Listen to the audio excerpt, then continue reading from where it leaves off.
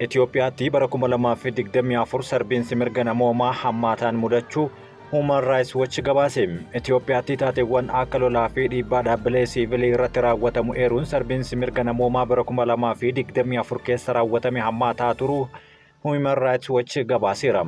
Ashamaa harka fuunee kabajamtootaa fi jaallatamtoota hordoftoota keenya oduu kanaa fi kanneen biroo qabannee isiniif dhiyaanneetiin jirra hanga xumuraatti nu waliin akka turtan isin affeera. Oduu isinitti waliin isin waliin kan turan Amiin Shubbiseetii. Oduun keenya akka isin bira gahuuf qaroo miidiyaa like, share, subscribe gochuun yaada keessan karaa koomentiin nu biraan gahaa isin jenna. Mootummaan boba'aa kan deeggaru lammiilee galii gadi aanaa qaban irraa dhiibbaa salphisuuf malee namoota dhuunfaa muraasa fayyadamoo gochuuf miti jedhan Ministeerri Tajaajila Kominikeeshinii Mootummaa Dr. Laggasaa Tulluu. Dr. Laggasaa Tulluun haala waqtaawaa biyyaalessaa ilaalchisuun ibsa kennaniiru.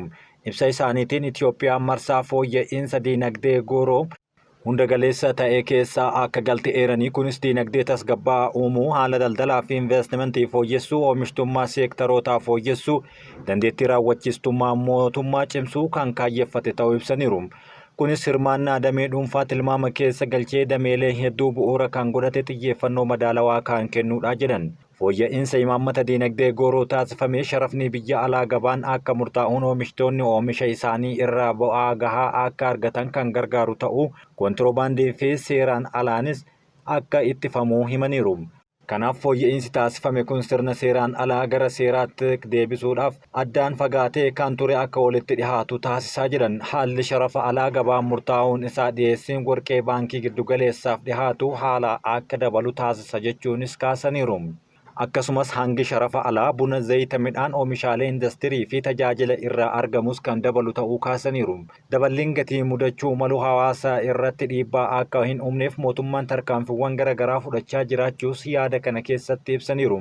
Fooyya'insi kun gufuu tokko malee akka hojiirra ooluuf mootummaan to'annoo cimaa taasisaa jiraachuu kaasanii fayyadamummaa hawaasaa mirkaneessuu fi lammiileen galii gadi aanaa qaban akka hin miidhamneef deeggarsa birrii biiliyoona 400 ol taasifamuu ibsaniiru. Fayyadamtoonni deeggarsa kanaa faayidaa barbaadamu argachuu akka jiranis mirkaneessuun barbaachisaa ta'uu hubachiisanii deeggarsi boba'aa irratti taasifamu ilaalchisee rakkoolee garaagaraa mul'achaa jiru eeranii konkolaattonni boottee akka boba'aa fe'an hedduun bosona keessa dhokatanii argamuu himaniiru. Gama biraatiin deeggarsi mootummaan xaa'oo irratti taasisu oomishtummaa guddisuu fi oomishni gatii madaalawaan akka argamu taasisuuf kaayyeffateera jechuun xumuraniiru. Walakkaa waggaatti lammiilee 24,000 ol daandiirraa kaasuun danda'ame jedhan. Baatiiwwan 6 darban hojii namoota hin qabne gargaaruuf hojjetaman lammiilee 24,000 ol daandiirraa kaasuun danda'amuu Ministeerri dhimma dubartootaa fi hawaasummaa beeksise. Daa'imman 908 dabalatee lammiilee 24,337 daandiirraa kaasuun tajaajila akka argatan taasifamuu Ministeerri Deetaan Ministeera dhimma dubartootaa fi hawaasummaa Huuriyaa Aliin ibsaniiru. Fedhii isaanii irratti hundaa'uun gara naannoo irraa dhufanii fi maatii isaaniitti akka deebifaman taasifamuu himanii godaansi sababoota garaagaraa fi odeeffannoo dogoggoraan gara magaalaatti taasifamu ammallee cimee itti fufuu kaasaniiru.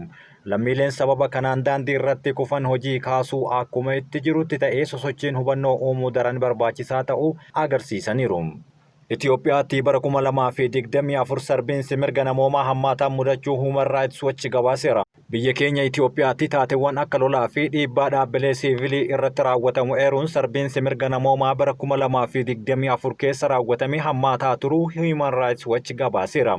Human Rights Watch gabaasa waggaa guutuu bara 2024 dhiyeesseen naannolee lolli keessa jiranii fi hin jirre keessatti sarbiinsa humnoota mootummaa, milishaa fi hidhattoota adileetiin raawwatamu ibseera. Humnoonni mootummaa, milishaa fi gareen hidhattoota naannolee lolli jiruu fi kutaa biyyaa biroo keessatti sarbiinsa mirgaa raawwataniiru jechuun Human Rights Watch gabaasa isaatiin eereera. Lola naannoo Amaaraatiin wal qabatee sarbiinsi yaaddessaan raawwatamu eeruun yakki waraanaa humnoota mootummaa fi hidhattoota faannoo jedhamanii of waamaniin raawwatamuu gabaaseera. Dhaabbata mootummoota gamtoomaniitti Komishinii ol aanaa mirga namoomaa wabeeffachuun humnoonni mootummaa ajjeechaa jumlaa, dararrii miidhaa fi koorniyaa lammiilee irratti geessaniiru jechuunis Human Rights Watch himateera.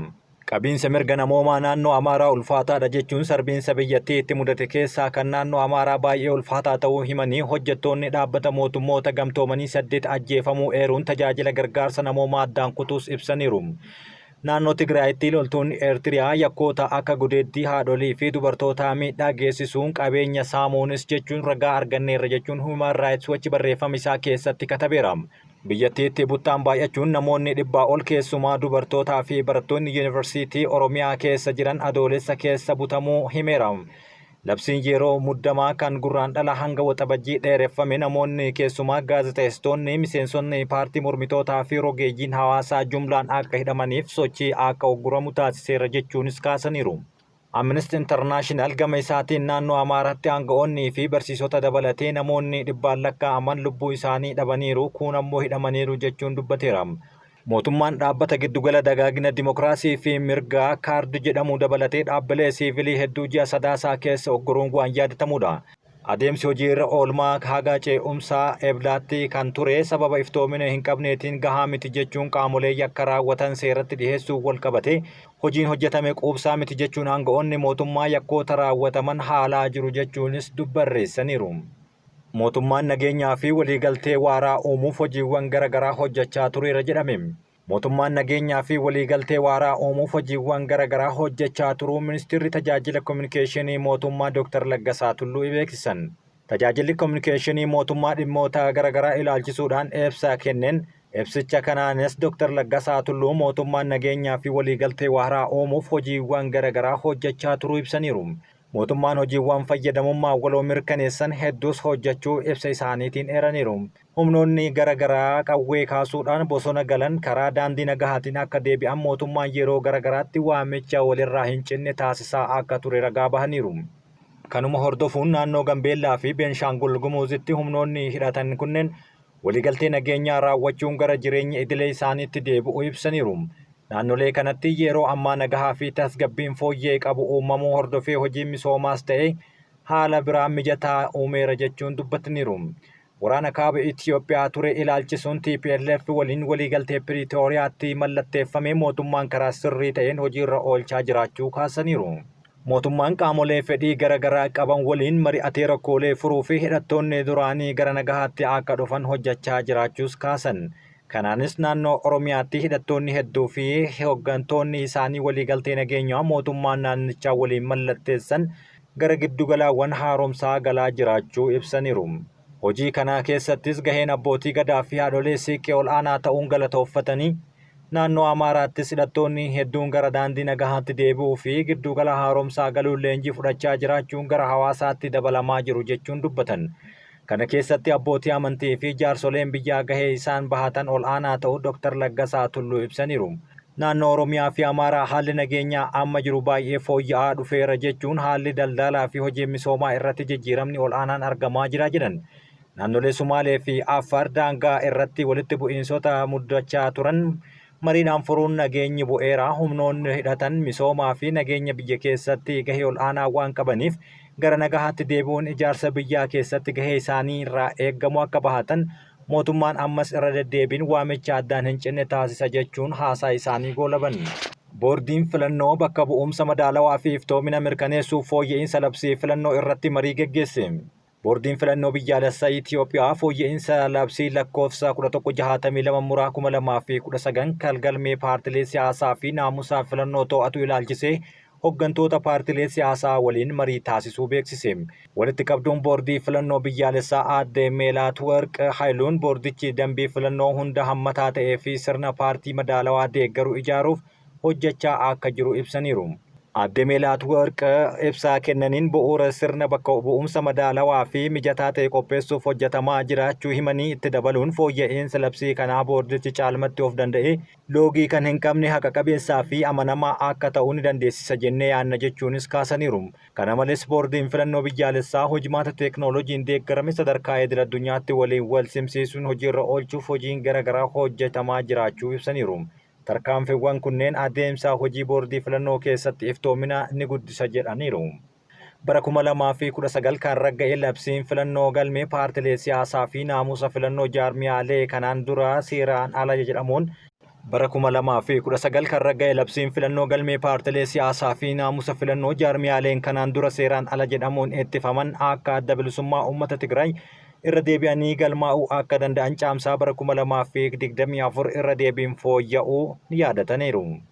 Oduu biyya alaa irraa argametti yoo isin dabarsinu US ajjeechaa namoota nagahaatiin wal qabatee dursaa waraanaa Suudaan Al-Burhaan irra qoqqobbii keesse. Mootummaan Ameerikaa dursaa waraanaa Suudaanii fi akka pirezidaantii biyyattiitti kan ilaalaman Jeneraal Abdallaa Al-Burhaan irra qoqqobbii kaa'uu ministeerri maallaqaa biyyattii beeksiseera. Walwaraansa cimaa namoota hedduu galaafatee fi Suudaan keessatti baatiiwwan 21f gaggeeffame keessatti dursaawwan waraanaa garee lamatti qabaachuun wal lolaa kan jiran keessaa tokko Jeneraal Al-Burhaanidha.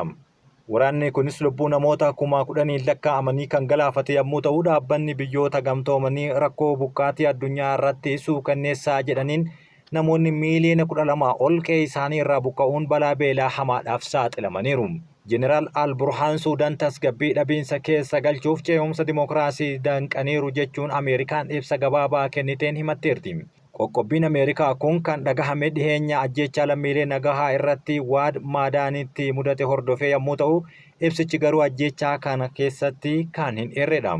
Torbaan darbii waraana biyyattii waliin wal waraanaa kan jiru dursaan humna waraanaa Suudaan RSF Muhammad Dagalo yookaan Hamiitiin Ameerikaan qoqqobbiin isheen wal fakkaatu irra keessee hin furanne jechuun dubbataniiru. Ameerikaan humni addaa Suudaan biyyattii keessatti yakka duguuggaa sanyii raawwatteera jechuun yeroo garagaraatti himachaa iseetti fufteerti.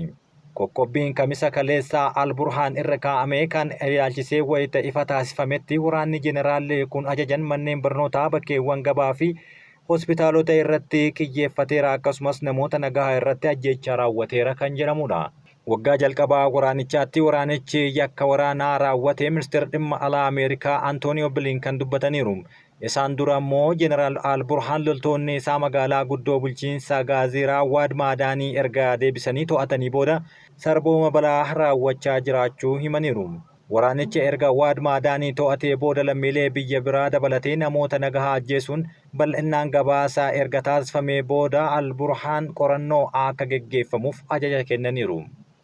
Daandiin qilleensaa Paakistaan xiyyaara gara gamoo Ayfiilitti imaluun fayyadamuun komii kaase.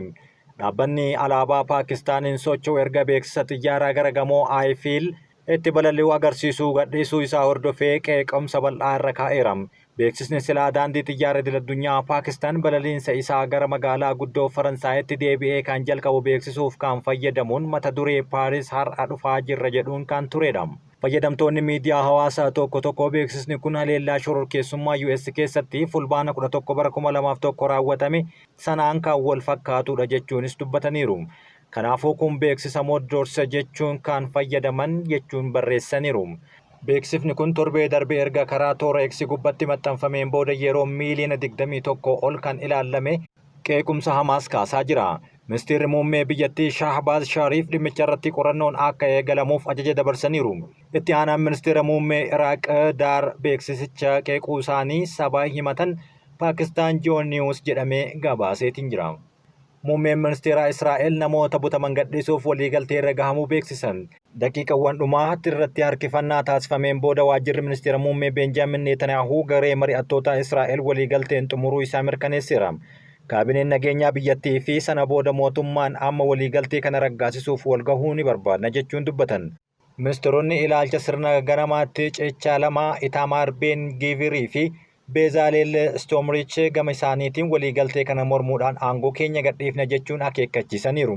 Haa ta'u malee mootummaa kuffisuudhaaf mormitoota akka hin makamne mallattoo agarsiisaniiru. Garuu ammoo yeroo waliigaltee dhukaasa dhaabuu fi namoonni butaman itti gadhiifaman marsaa tokkoffaa xumurutti waraanni torbaan 6 booda deebi'ee waan jalqabuuf mormitoonni akka hin makamne mallattoo agarsiisaniiru. Ministeerri dhimma alaa Ameerikaa Antooniyoo Bilinkan dhukaasa dhaabuun haaluma karoorfametti gadhiifamuu lammiileen Israa'el 3 waliin dilbata akka eegalu dubbataniiru. Ejensiin ittisa siivilii Gaazaa keessaa erga waliigaltichi yeroo jalqabaatiif labsamee kaasee haleellaa Israa'el yoo xiqqaate Filisteemonni 80 ajjeefamuu yoo himu, waraanni Israa'el ammoo daangicha keessatti iddoowwan xiyyeeffatan 50 haleeluu beeksiseera. Kabajamtootaa fi jaallatamtoota keenya oduun isiniif dhiyeessine kanan gammaatti dhageeffattanidha. Waan nu dhageeffattaniif galatooma.